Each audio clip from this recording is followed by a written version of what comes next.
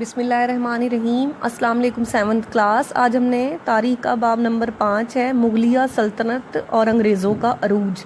यानी कि हमने देखना है कि मुगलिया सल्तनत के होते हुए अंग्रेज़ों ने किस तरीके से अरूज हासिल किया और वो पूरे हिंदुस्तान पर कैसे काबिज़ होते चले गए।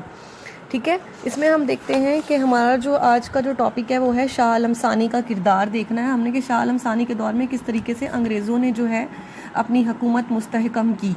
कल बेटा हमने जंग बक्सर पढ़ा था। जंग बक्सर के अंदर हमने क्या पढ़ा था? जंग बक्सर ये था कि जंग बक्सर क्यों लड़ी गई थी और 1764 में ये लड़ी गई थी। ये अंग्रेज़ों के दरमियान और मीर कासिम के दरमियान लड़ी गई थी। जो मीर कासिम था वो मीर जाफिर का दामाद था। अंग्रेज़ों ने खुद ही उसे गवर्नर बनाया, लेकिन जब मीर कासिम उनके ख़िलाफ़ हो गया तो उन्होंने अपनी ज़िल्लत महसूस की और इसके वजह से ही अंग्रेज़ों और मीर कासिम के दरमियान आपस में जंग हुई थी। बक्सर के मकाम पर जंग हुई थी। इस जंग में मीर कासिम को शिकस्त हो गई थी और गुमनामी की हालत में उसकी मौत हुई थी 1778 में, और बंगाल पर अंग्रेज़ काबिज़ हो गए थे। ठीक है, इस तरीके से ये जंग बक्सर का मैंने साथ साथ आपको ओवरव्यू दे दिया। अब हम देखते हैं आज का टॉपिक है हमारा शाह आलम सानी। शाह आलम सानी देखते हैं कौन था और कैसे उसने हुकूमत को संभाला और क्या उसके दौर में हुआ। शाह आलम सानी 1759 बेटा ये तख्त नशीनी का साल है। ठीक है, 1759 तख्त नशीनी का साल मेंशन कर लें ऊपर आप। इसके 1806 आगे लिखा हुआ है, ये इसके इंतकाल की डेट है। ये डेट्स बहुत इंपॉर्टेंट हैं आपके पेपर के लिहाज से, अक्सर पेपर में आती हैं, लाजमी आप लोगों ने अच्छे तरीके से याद करनी है। शाह आलम सानी 1728 में पैदा हुआ। एडिशनल 4 का आंसर है ये। क्वेश्चन नंबर 4 लिखेंगे सब बच्चे। शाह आलम सानी कब पैदा हुआ? वो अली गौहर के नाम से मशहूर है हुआ। ये आलमगीर सानी का बेटा था। उसने क्या किया? 1764 में बक्सर के मैदान में अंग्रेज़ों के हाथों शिकस्त खाई और बंगाल, बिहार और उड़ीसा के इलाके ईस्ट इंडिया कंपनी को दे दिए थे। कंपनी ने 26 लाख रुपए सालाना उसे अदा करने का वादा किया। 1772 में वो मरहट्टों की मदद से दिल्ली पहुंचा था। 1788 में गुलाम कादिर रोहेला बेटा कास्ट है, ने शाह आलम को अंधा कर दिया। इसके बावजूद वो बादशाह रहा। उसने अपनी नज़मों का एक दीवान भी लिखा। दीवान कहते हैं शायरी के मजमूए को। इसका मीनिंग लिख लेंगे सब बच्चे। 1803 में अंग्रेज़ों ने दिल्ली पर कब्जा किया तो शाह आलम सानी अंग्रेज़ों का वजीफ़ा ख्वार बन गया। वजीफ़ा ख्वार यानी कि वजीफ़ा लेने वाला, यानी कि पैसे लेने वाला बन गया। 1806 में उसका इंतकाल हुआ। ये एडिशनल 5 का आंसर है। क्वेश्चन नंबर 5 लिखेंगे, शाह आलम सानी का इंतकाल कब हुआ? Question number 5। नेक्स्ट हमारा टॉपिक है अकबर शाह सानी।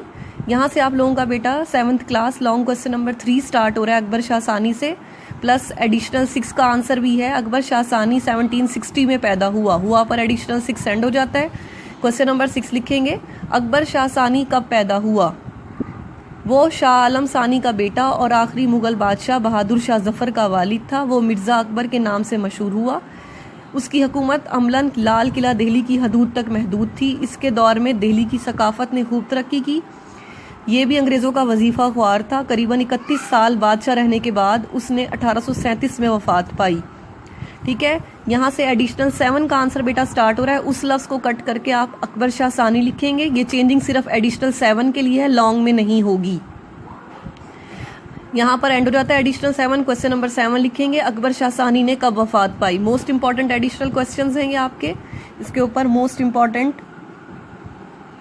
मेंशन कर देंगे आप सब बच्चे।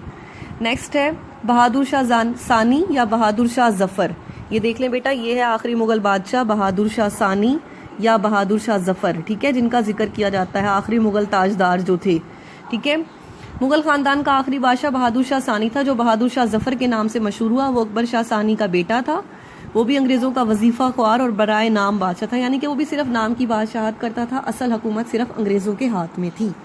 जंग आज़ादी एडिशनल 8 का आंसर स्टार्ट हो रहा है यहाँ से। जंग आज़ादी 1857 में के बाद एरो बना के ऊपर पेंसिल से लिख लें हुई पर एडिशनल 8 एंड हो जाता है। क्वेश्चन नंबर 8 लिखेंगे, जंग आज़ादी कब हुई? मोस्ट इंपॉर्टेंट एडिशनल क्वेश्चन है क्वेश्चन नंबर 8। ठीक है, इसके साथ भी आप इंपॉर्टेंट मेंशन कर दें, ये भी पेपर में अक्सर आता है।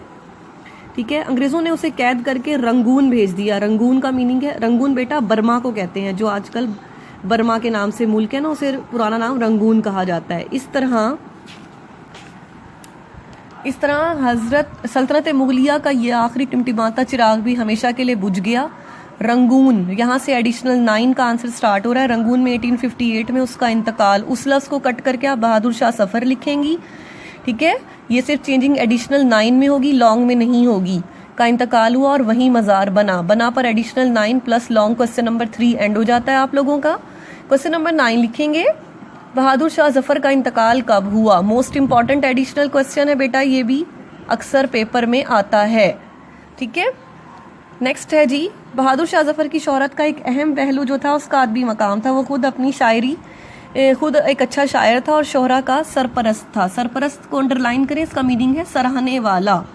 गालिब और ज़ौक जैसे शोहरा, शोहरा का मीनिंग है शायर की जमा, यानी कि बहुत सारे शायर उसके दरबार से मुंसलिक रहे, मुंसलिक जुड़े रहे। मोमिन खान मोमिन, शीफ्ता और आजरू आजरदा, बेटा ये शायरों के नाम हैं, ठीक है। इसकी मजालिस जो थी, इसकी अदबी मजालिस जो थी बहुत ज़्यादा हुआ करती थी उसके दौर में। नेक्स्ट है, पंजाब और सरहद पर सिखों की हुकूमत 1801 से 1849। यहाँ से आप लोगों का long question number 4 plus exercise short question number 4 start हो रहा है।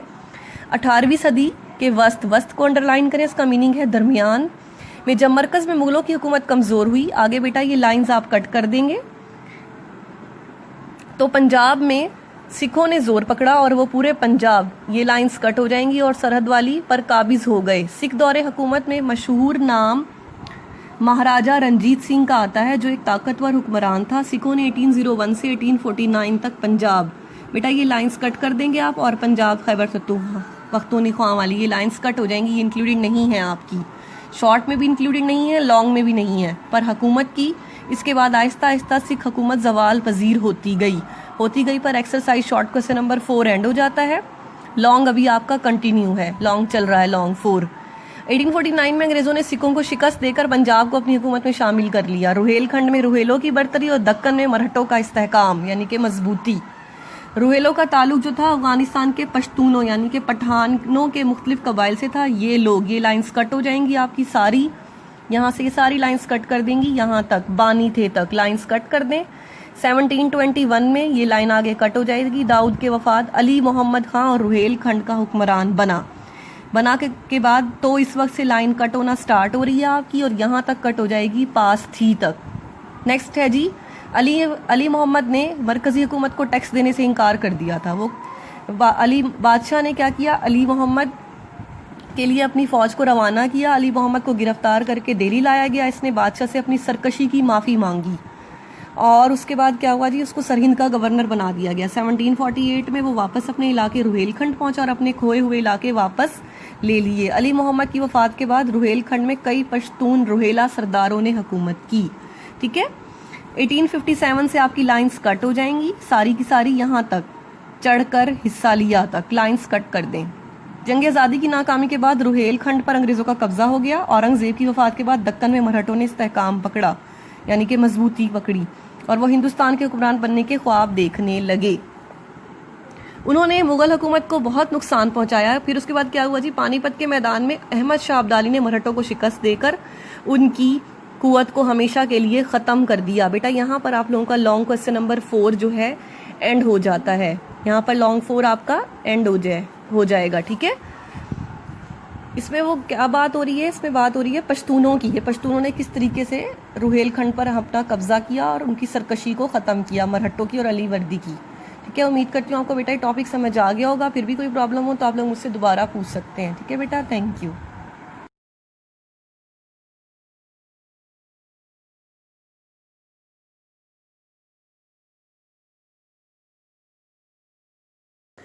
बेटा नेक्स्ट टॉपिक देखते हैं। हमारा नेक्स्ट टॉपिक है हैदर अली। यहाँ से आप लोगों का लॉन्ग क्वेश्चन नंबर 5 स्टार्ट हो रहा है। हैदर अली से प्लस एडिशनल 10 क्वेश्चन स्टार्ट हो रहा है। मशहूर मुसलमान जर्नैल हैदर अली 1720 में पैदा हुआ पर एडिशनल 10 एंड हो जाता है। क्वेश्चन नंबर 10 लिखेंगे, हैदर अली कब पैदा हुआ। मोस्ट इंपॉर्टेंट एडिशनल क्वेश्चन है, एडिशनल 10 इस पर इंपॉर्टेंट मेंशन कर लेंगे। इसके बाद उसने अपनी से आपकी लाइंस कट होना स्टार्ट हो रही हैं। ज़िंदगी का आगाज़ एक सिपाही से किया तक लाइन कट हो जाएगी। मगर से स्टार्ट किया तक आपने कट कर देनी है। उसके बाद आप लोगों ने मगर से करना है ये टॉपिक, ठीक है। मगर अपनी काबिलियत और जहानत की वजह से वो सिपा सालार बन गया तक लिखने के बाद मैसूर से एंड तक आपका ये पूरा पैराग्राफ कट हो जाएगा। ये इंक्लूडेड नहीं है लॉन्ग क्वेश्चन में। नेक्स्ट है जी, अंग्रेज़ों का रियासत मैसूर पर हमला। मराठे एक बहादुर कौम थी मगर वो भी हैदर अली से खौफ खाते थे। 1767 में अंग्रेज़ों मराठों निज़ाम हैदराबाद ने मिलकर मैसूर की रियासत पर हमला कर दिया। हैदर अली ने अपनी काबिलियत और फिरास्त का मीनिंग होता है बेटा जहानत। फिरास्त को अंडरलाइन करें, इसका मीनिंग लिख लें जहानत, ठीक है, से फिरास्त यानी कि जहानत से मराठा निज़ाम हैदराबाद को अंग्रेज़ों से अलग कर दिया। अंग्रेज़ों से उसने बिल्कुल अलग कर दिया था। अब अंग्रेज़, ये लाइन कट हो जाएगी, अकेले रह गए थे तक। हैदर अली ने अंग्रेज़ों को शिकस्त दी, शिकस्त से लाइन कट होना आपकी स्टार्ट हो रही है और ये यहाँ तक कट हो जाएगी, करने लगे तक। अब इनको इस हकीकत का पता चल गया था कि हैदर अली एक बहादुर और ना मिटने वाली शख्सियत है। अंग्रेज़ों ने एक चाल चली और वो मराठा और निज़ाम हैदराबाद को हैदर अली से अलग करने में कामयाब हो गए। अब हैदर अली बिल्कुल अकेला रह गया था। इन तमाम मसाहिब के बावजूद हैदर अली अंग्रेज़ों के साथ लड़ता रहा। मसाहिब को अंडरलाइन करेंगे, मसाहिब का मीनिंग लिख लेंगे, मुश्किलात, मसाहिब, मुश्किलात। और से लाइन कट होना स्टार्ट हो रही है और यहाँ तक सारी कट हो जाएगी, ठीक है, बना दिया तक ये सारी लाइंस आपकी कट हो रही हैं। इसकी ज़िंदगी का बेशतर हिस्सा, बेशतर ज़्यादा हिस्सा अंग्रेज़ों के साथ जंगो जदल में गुजरा और कशमकश कट हो जाएगा आपका। मगर ये मर्द यहाँ भी लाइन कट हो जाएगी, ठीक है बेटा, यहाँ से कट होना स्टार्ट हो रही है और ये मुकाबला करता रहा तक लाइंस आपकी कट हो जाएंगी। 1782 में हैदर अली ने वफात पाई पर लॉन्ग 5 एंड हो जाएगा और बड़े सगीर से आपकी सारी लाइन कट हो रही है, ठीक है बेटा, एंड तक कट हो जाएगी, बसीरत का मालिक था तक। यहाँ पर आप आज की एंडिंग डेट पुट कर लेंगे 17 जुलाई 2020, ठीक है। मैं आपको इजी वर्डिंग में हैदर अली से रिलेटेड थोड़ा सा समझा देती हूँ। हैदर अली के बारे में क्या कह रहे हैं कि वो 1720 में पैदा हुआ था और अपनी काबिलियत से सिपा सालार बन गया था। जो मरहट्टे थे वो बहादुर थे, लेकिन वो अंग्रेज़ों से, वो हैदर अली से खौफ खाते थे। तो अंग्रेज़ों ने क्या किया, मरहट्टों और निज़ाम हैदराबाद को क्या किया, साथ मिलाया और हैदर अली के ऊपर हमला कर दिया। लेकिन उन्हें क्या हुआ, हैदर अली ने अंग्रेज़ों को शिकस्त दे दी। अब अंग्रेज़ों को इस बात का पता चल गया था कि हम कितनी भी कौमों को अपने साथ मिला लें, लेकिन हम फिर भी हैदर अली का मुकाबला नहीं कर सकते और हैदर अली एक बहादुर और ना मिटने वाली शख्सियत है। तो अंग्रेज़ों ने क्या किया, एक चाल चली कि वो मरहट्टों निज़ाम हैदराबाद को अंग्रेज़ों से क्या कहते हैं, हैदर अली से अलग करने में कामयाब हो गए। अब हैदर अली अकेला रह गया, लेकिन फिर भी वो इन मुश्किलात के बावजूद अंग्रेज़ों से लड़ता रहा और उसका बेशतर हिस्सा ज़िंदगी का जो है वो जंगो जदल में गुजरा और उसने 1782 में वफ़ात पाई, ठीक है। उम्मीद करती हूँ बेटा आपको हैदर अली वाला टॉपिक समझ आ गया होगा। लॉन्ग क्वेश्चन नंबर 5 बेटा मोस्ट इंपॉर्टेंट लॉन्ग क्वेश्चन है। हैदर अली, ये हैदर अली की आपको मैं पिक्चर दिखा रही हूँ, ये बहुत ही ज़्यादा बहादुर शख्सियत के मालिक थे, ठीक है। ये इंपॉर्टेंट क्वेश्चन है अकॉर्डिंग टू योर पेपर, ये अक्सर पेपर में आता है। उम्मीद करती हूँ आपको टॉपिक अच्छे से समझ आ गया होगा। फिर भी कोई प्रॉब्लम हो तो आप लोग मुझसे पूछ सकते हैं। थैंक यू सो मच, अल्लाह हाफिज़।